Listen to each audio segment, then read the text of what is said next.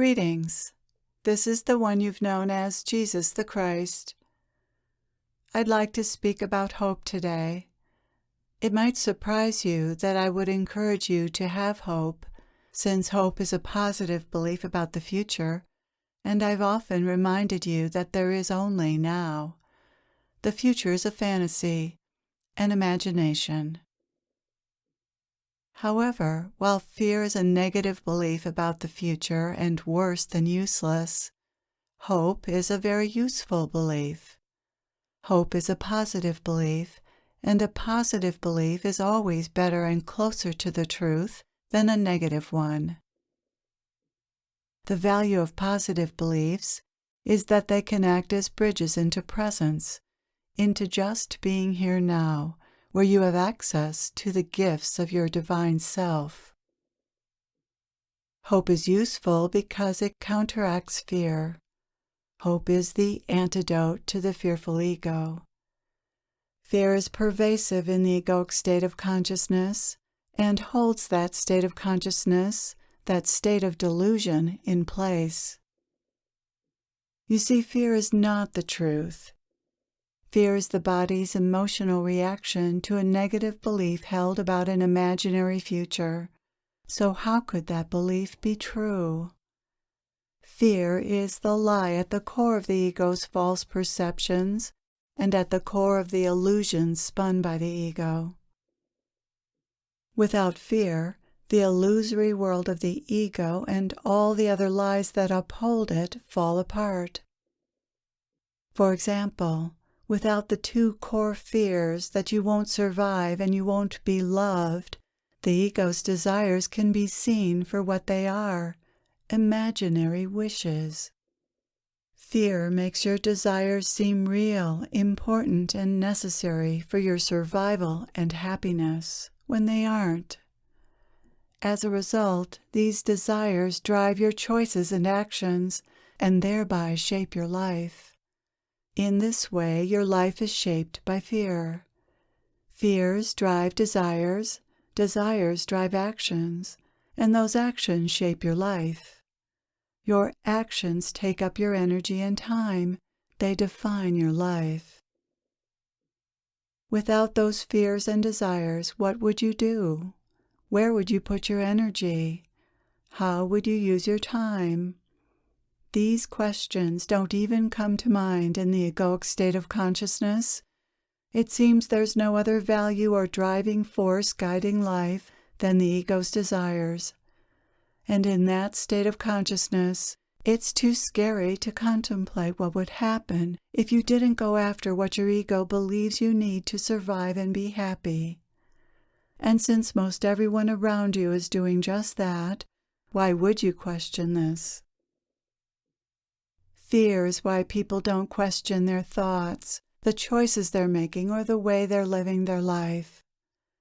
The egoic state of consciousness leads to an unexamined life, one where people often feel at the mercy of life because they don't see that something else is going on here in life besides trying to get what they believe they need to be happy, what their ego believes it needs.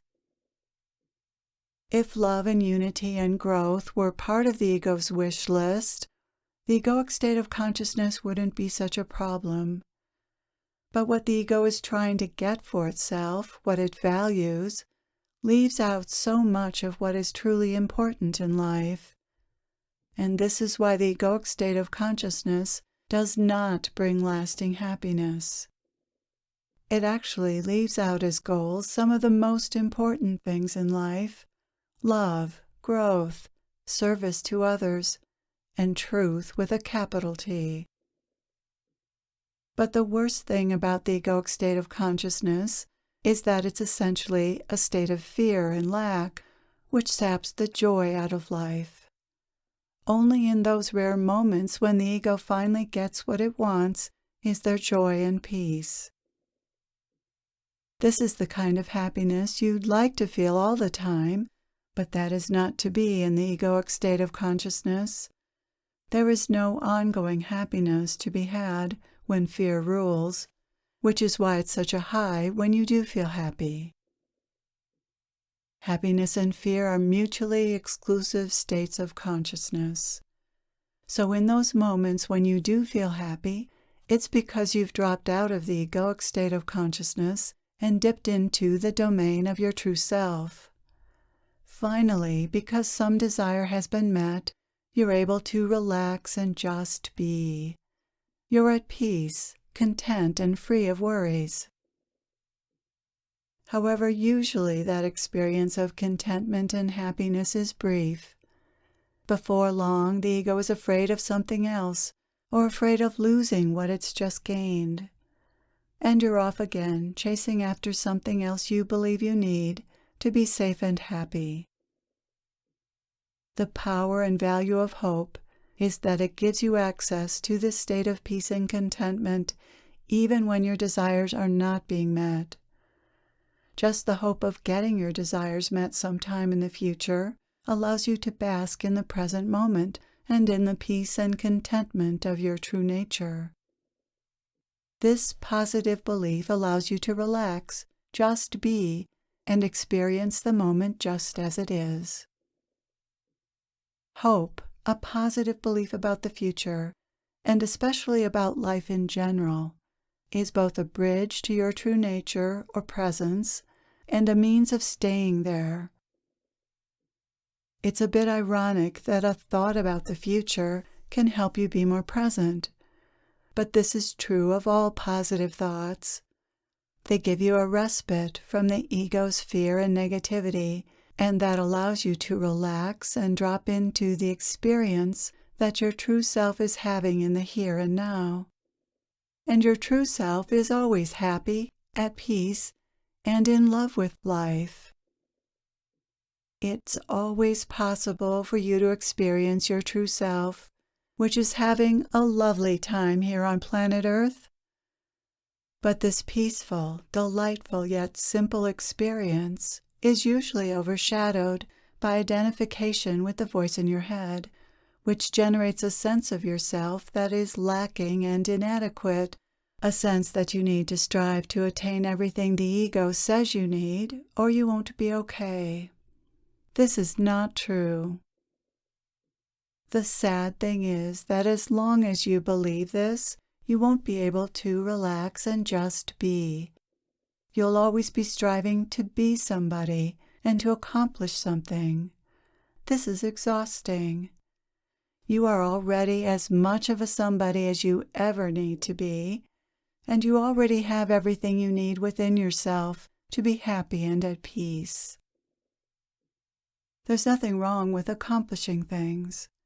Your true self inspires you to accomplish lots of things, but it also inspires you to enjoy life, rest, be happy, have fun, love, grow, create, and touch into your God self and its wisdom. The problem with the ego's striving is that it doesn't leave much time for these essential things: contemplation, just being, loving, creating, laughing, playing, growing, and enjoying life just as it is. These are the gifts that flow from being in the now. So unless you spend some time in the now, you won't experience true happiness, true love, creative inspiration, wisdom, and the many other gifts that come from being aligned with your true nature. This is the state you're meant to live in. Everything that is accomplished from the egoic state of consciousness can be accomplished from presence, and much more easily and happily. If you live in presence, you will survive much better.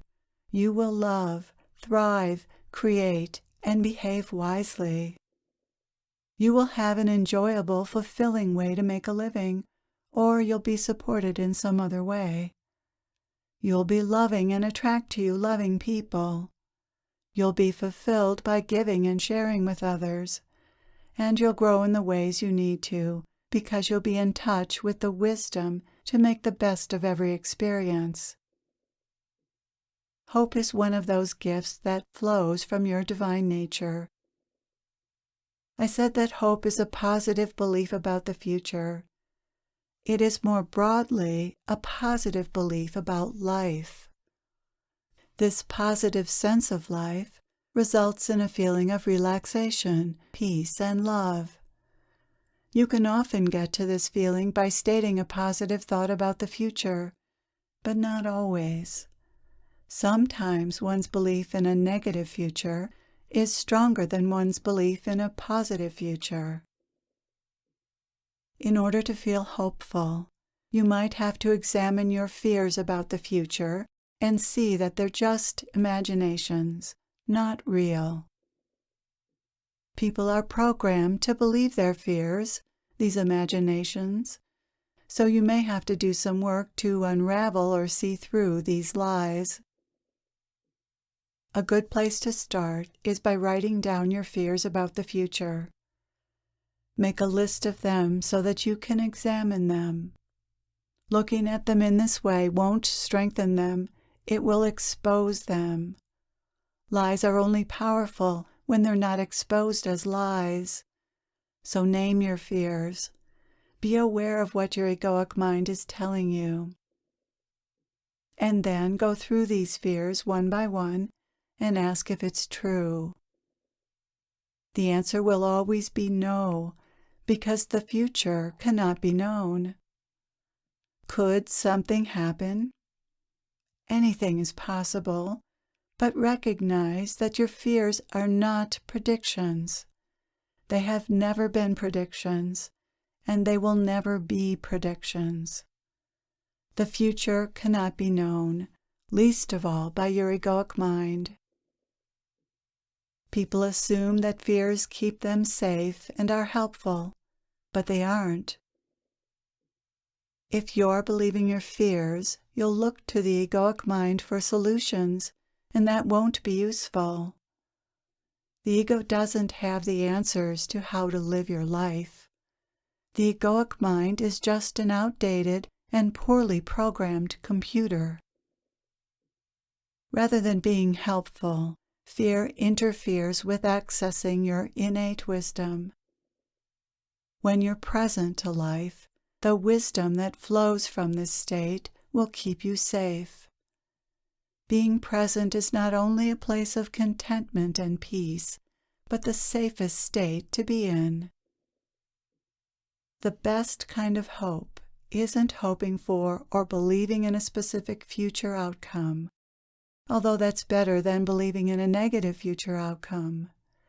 The best kind of hope is a belief in the goodness of life, that life is good, that it brings you what you need, including the lessons that you need, but also what you need to overcome your challenges and become a better person in every way.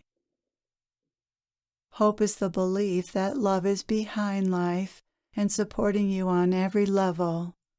It is the deeply held belief that all is well and unfolding as it needs to. Examine your life and note life's benevolence. If life doesn't seem benevolent, it's only because you've made choices that created unpleasant circumstances. But even those circumstances are benevolent in their potential for growth. Challenges are just how everyone learns. They aren't proof that life is not benevolent. Notice what life has brought you. The opportunities, people, love, and support you've needed throughout your life. And be grateful for life's generosity. Gratitude will open your heart, and love will flow from there. Thank you for being here. I am with you always.